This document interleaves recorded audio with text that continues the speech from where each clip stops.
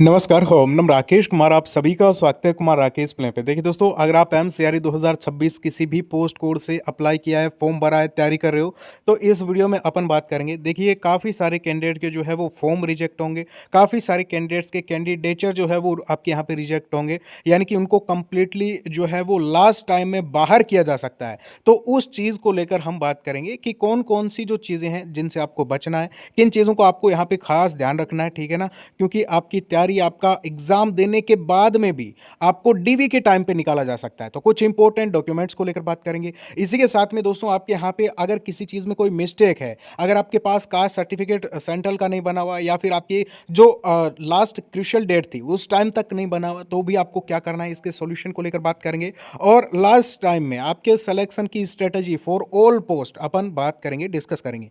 तो सबसे पहले आपको एक चीज बताना चाहता हूं, अगर आपने फॉर्म भरा है तो मोटिवेशन आपके पास में अपने आप आना चाहिए दोस्तों, क्योंकि इतने कम टाइम में आपको जो है वो यहाँ पे इस बार भी आपके काफी बढ़िया अपॉर्चुनिटी है दोस्तों, ठीक है ना। बिल्कुल भी आप टेंशन मत लीजिए, एकदम निश्चिंत होकर एकदम अपना फोकस स्टडी पे, रिवीजन पे, प्रैक्टिस पे इस टाइम में होना चाहिए, और जितना टाइम आप दे सको। आप अब भी अगर टाइम वेस्ट कर रहे हो तो ये आपके लिए बहुत बड़ा नुकसान आपको जो है वो हो सकता है, इस चीज को नोट करें। और ऐसे मौके बार बार नहीं आते हैं। एक सीट अगर आपको कंफर्म करनी है एम्स और ईएसआईसी जैसे इंस्टीट्यूट में, आप बड़ी बड़ी पोस्ट पे जाना चाहते हो, तो देखिए दोस्तों, हमने विद्यापीठ जॉब प्रेप एप्लीकेशन पे लास्ट टाइम में भी आपको बता रहा हूं, देखिए किसी भी पोस्ट कोड से फॉर्म भरा है, यानी मैक्सिमम पोस्ट कोड के लिए एलडीसी, यूडीसी, स्टेनो, पीए, डब्ल्यू, जेओ, हॉस्पिटल अटेंडेंट, इन सब के लिए हमने 10,000 क्वेश्चन की बुकलेट प्लस टेस्ट सीरीज दी है। डायरेक्टली क्वेश्चन छपेंगे, इस चीज को नोट करें। सेम टू सेम पैटर्न देखने को मिलेगा, और लास्ट में 10 यानी 10-10 मॉक एड हुए, वो आप जरूर जो है वो लगा लेना, ठीक है ना। अभी आगे बताऊंगा।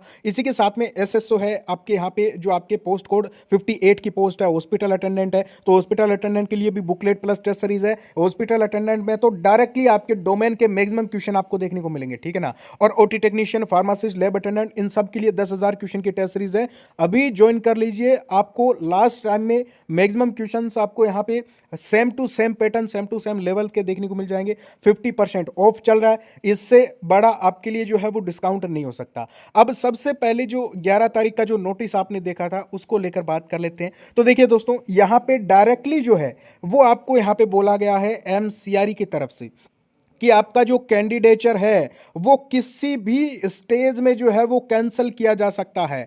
बकायदा आपको यहाँ पे देखिए, कोई भी अगर आपके फॉर्म में या फिर आपकी दी हुई जानकारी में कोई भी गलती पाई जाती है, तो आपका कैंडिडेचर कभी भी कैंसिल किया जा सकता है, ठीक है ना। अभी आपको एक्सेप्टेड लिखा हुआ आ गया होगा, सबमिट हो गया होगा फॉर्म, ठीक है ना। एग्जाम भी आप दे दोगे, लेकिन लास्ट टाइम पे भी निकाला जा सकता है। आप बिल्कुल भी जो है वो ये चीजें बिल्कुल ना करें।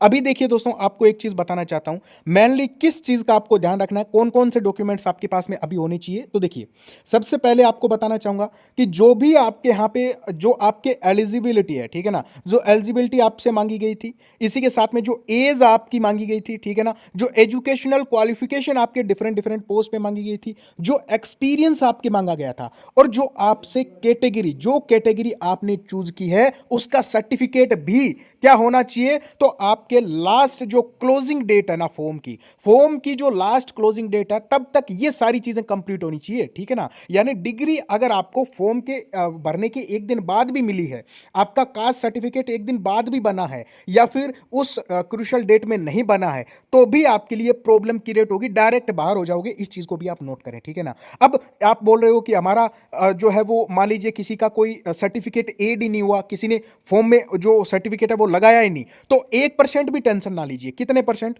1% भी टेंशन ना लीजिए। लेकिन अगर अपलोड नहीं हुआ है, फॉर्म सबमिट हो गया, एक्सेप्ट हो गया, कोई दिक्कत नहीं है, ठीक है ना। एग्जाम दे दोगे, डीवी आपकी हो जाएगी, लेकिन वो क्रूशियल डेट के पहले का बना हुआ होना चाहिए। और जो डीवी होगी ना, उस टाइम तक इसी नोटिस में आपके बोला गया है कि डीवी की जो प्रोसेस होगी, उसमें आपके कंप्लीट जो आपके ओरिजिनल डॉक्यूमेंट्स हैं वो आपको उस पास में रखने हैं। बिल्कुल टेंशन ना लीजिए, ठीक है ना। अगर कोई सर्टिफिकेट वगैरह या फिर कोई एक्सपीरियंस सर्टिफिकेट कुछ भी आपका अपलोड नहीं हुआ है, ये मान लीजिए, ठीक है ना, लेकिन डीवी के टाइम पे होना चाहिए। किसी के अगर एनओसी नहीं मिली, तो डीवी के टाइम पे होनी चाहिए। ये सारी चीजें आप नोट करके रखें। ठीक है ना, ये चीज़ मैंने आपको बता दिया, ठीक है ना। अभी एमसीआरई ने ये बोला है कि अभी आपके एलिजिबिलिटी चेक नहीं किया हमने, ठीक है ना। आपके जो एलिजिबिलिटी मतलब एज हो गया, आपकी क्वालिफिकेशन हो गई, आपके इसमें जो क्रूशियल डेट तक कास्ट सर्टिफिकेट वगैरह है वो अभी कंप्लीटली चेक नहीं हुई है। अभी तो जो फॉर्म भरा है ना वो एक्सेप्ट हुआ है, बिल्कुल भी वहम में मत रहना, और लास्ट टाइम में भी निकाले जा सकते हो, तो इन चीजों को आप नोट करें। अब हम बात कर लेते हैं आपके डॉक्यूमेंट वेरिफिकेशन में। डायरेक्टली बोला है कि सारे डॉक्यूमेंट्स आपके पास में होने चाहिए। तो देखिए डॉक्यूमेंट वेरिफिकेशन में आपको क्या क्या चीजें जो है वो रखनी है पास में, और डॉक्यूमेंट वेरिफिकेशन तक आप कब पहुंचोगे दोस्तों? तब पहुंचोगे जब आप ये रिटर्न एग्जाम जो है वो क्वालिफाई कर लोगे, यानी रिटर्न एग्जाम पास कर लोगे, उसके बाद में डीवी होगी। और रिटर्न एग्जाम पास करना है एलडीसी, जेओ, डब्ल्यूओ, एसएसओ, आपके स्टेनो, पीए, पीएस, या फिर अगर हम बात करें आपके हॉस्पिटल अटेंडेंट या फिर लैब टेक्नीशियन, फार्मासिस्ट, तो ये सब वो टेस्ट सीरीज जरूर चेक कर लेना जो विद्यापीठ पे आपको दी गई है बहुत ही कम प्राइस में, ठीक है ना। अब आपको इंपॉर्टेंट डॉक्यूमेंट्स भी बता देता हूं आपके पास होनी चाहिए, और कास्ट सर्टिफिकेट नहीं बना हुआ तो आपको क्या करना है। तो देखिए दोस्तों, सबसे पहले कास्ट सर्टिफिकेट का इशू मैं आपका क्लियर करता हूं। देखिए अगर आपका क्रूशियल डेट में कास्ट सर्टिफिकेट नहीं बना हुआ है तो आपको करना क्या है। अगर आपके कोई नेम में मिस्टेक है डॉक्यूमेंट में, तो भी आपको क्या करना है। क्या हम ज्वाइन कर लेंगे एम्स या फिर ईएसआईसी? तो बिल्कुल ज्वाइन कर लोगे, टेंशन ना लीजिए। मैक्सिमम टाइम आपके बच्चे जो है वो सेलेक्ट हुए हैं, थोड़े बहुत इशू के चलते हुए भी। उनको करना क्या है, तो देखिए आपका जो कास्ट सर्टिफिकेट, एक तो पुराना जो आपका कास्ट सर्टिफिकेट है वो आपको पास में रखना है, या फिर किसी का सेंट्रल का नहीं बना हुआ तो आपका स्टेट वाला जो कास्ट सर्टिफिकेट है वो अपने पास में रखना है। दूसरा, आपको अभी का आपको सेंट्रल का कास्ट सर्टिफिकेट अपना बनवा लेना है, ठीक है ना। और बीच का टाइम पीरियड जो है ना, उसके लिए एक एफिडेविट आपको जो है वो बनवाना पड़ेगा, ठीक है ना। 100 रुपए के स्टाम्प पेपर पर आप जो है वो एक एफिडेविट बनवा लेना कास्ट सर्टिफिकेट से रिलेटेड, ठीक है ना, कचहरी से भी या फिर कहीं से भी, ठीक है ना। और इसी के साथ में अगर आपके कोई नेम वगैरह में कोई मिस्टेक है तो भी आपको जो है वो एक एफिडेविट बनवा लेना 100 रुपए के स्टाम्प पर, ठीक है ना।